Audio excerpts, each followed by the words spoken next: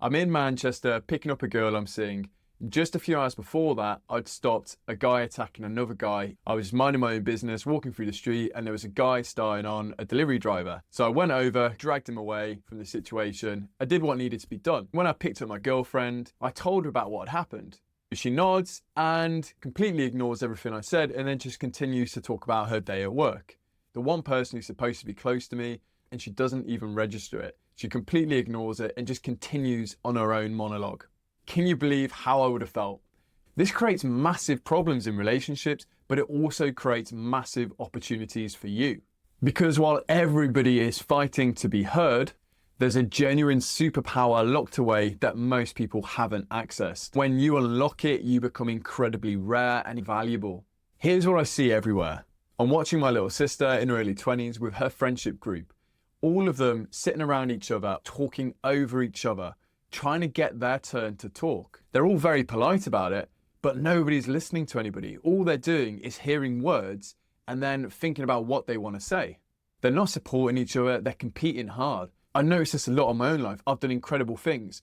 I once cycled 2,000 miles across Europe from Sicily back to the UK. Did it on a 60-pound bike, living in a hammock. Do you know how many of my friends and family kept up with me?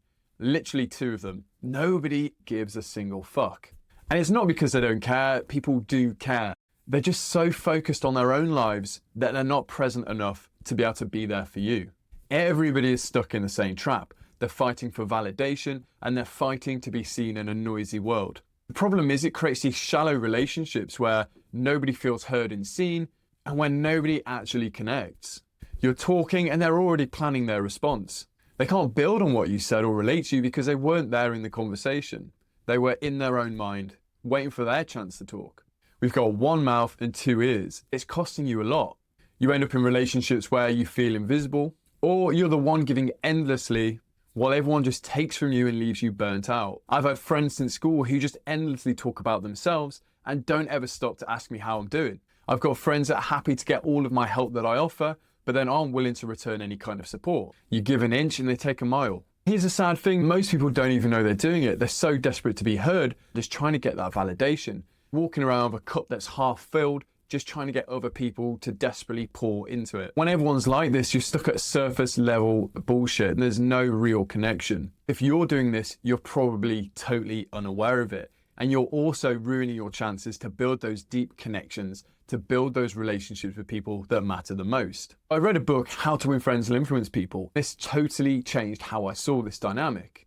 If everybody's fighting to be heard, how valuable could you be if you're the one person who decides to shut up and actually listen? You have that ability to make other people feel like they are the center of the world, that one chance in that desperate, noisy world that they have to really be seen, really be heard by somebody is an incredibly valuable thing. It's about understanding human dynamics and how you can add value in relationships. The practice is really simple. You just have to actually listen, take that person in and give them an opportunity to share and reveal themselves to you. Let them be vulnerable and connect in a way that they don't often get. Hold presence, stop and let that person talk without thinking about what you need to say next. Most people can't do this. They're too selfish, too desperate and too needy for the validation themselves that they're not able to give people this gift. Someone who can is incredibly valuable. Somebody who can listen is like a breath of fresh air. People feel it instantly. This has become a genuine superpower for me in building strong connections with people, in building relationships and connecting on a deeper, less superficial level. My ability to listen is the one thing that's made me build connections wherever I go. Because in a noisy world where everybody just wants to take, being that person who gives is so valuable. Not only did I become valuable to people, I got something even better. The ability to learn and understand and read people. Through slowing down and being present, I could understand their needs, their wants, their problems. I could build deep connections incredibly fast.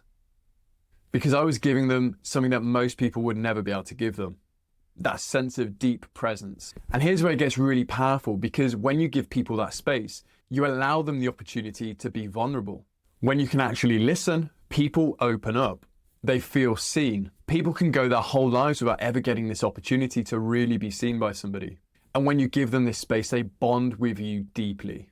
This mirrors the therapist effect. Patients falling in love with their therapist, not because they're attractive, but because being truly seen creates powerful bonds between people. It connects them in a way like nothing else does.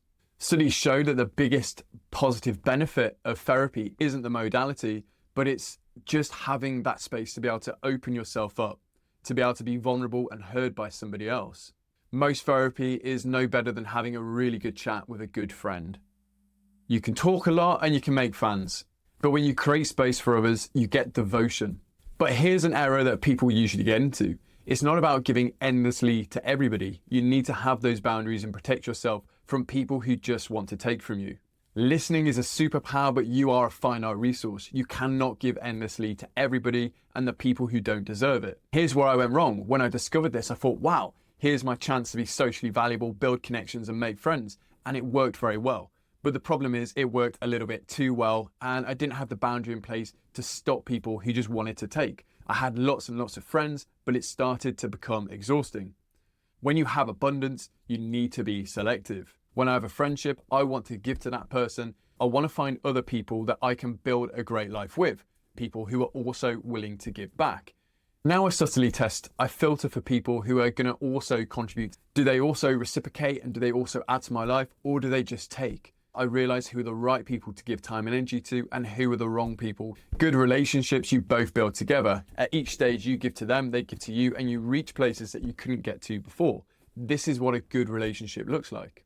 Bad relationships are you giving and them growing and you being left down here and depleted. So when I spotted this in my girlfriend, I realized that she was a taker. She wasn't somebody who cared or wanted to contribute.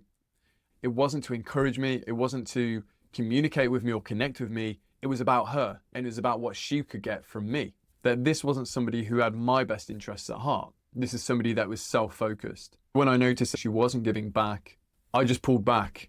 I used my rapport like an energy filter. I didn't blow up, I just stopped adding fuel. The people who don't reciprocate, they find each other in the end because they're the only ones that will accept each other.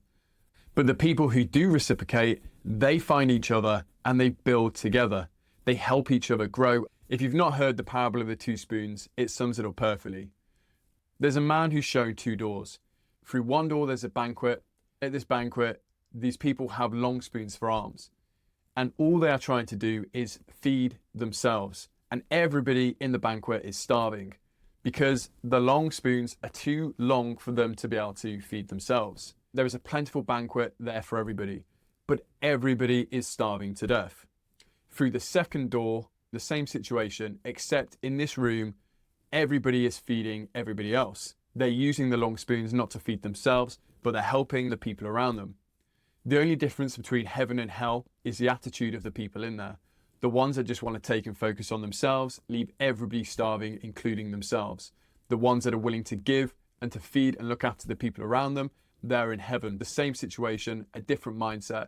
That's the difference between a good life and a bad life. How I navigate this in my normal life, don't trust what people say, but observe their behavior and see what they do, and that will tell you everything you ever need to know. Trust the medium, not the message. Following these principles, you will find deeper, more fulfilling relationships, and you'll be able to better connect with the people around you. Deep relationships with people who enhance and make your life better instead of draining it.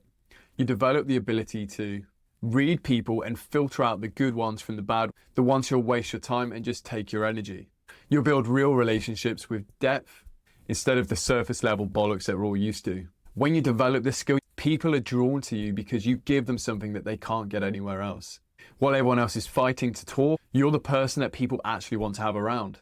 The person who they open up to and the person that they can trust. This is a life of quality over quantity, depth over superficiality. But you have to fill your own cup first. The reason I'm able to do this is because I don't need other people's validation. I don't need other people to be interested because I validate myself. I had to get this sorted before I could show up for other people with that deep presence and sense of self. Before I have something to offer, I need to be valuable in myself. Only then did the real connections become possible. With people who are also lifting each other up and building better lives together. A person that's helping you live your charisma lifestyle, helping you become better and grow daily. If you want these frameworks for building deep connection, for developing this superpower, and for creating your own charisma lifestyle, I built the Connection OS exactly for this. the philosophy and the practical systems that actually work to get you to a better life. Reach out below. 97% of people that don't like, comment, subscribe, engage. If you have found value in this, if I've helped you, if I've taught you anything, please reciprocate with me. Leave me anything so I know that you're there. Check out the newsletter below for a weekly knowledge bomb from me to keep you on the path towards living a better life. Stay connected, smash your goals, and I'll catch you next time.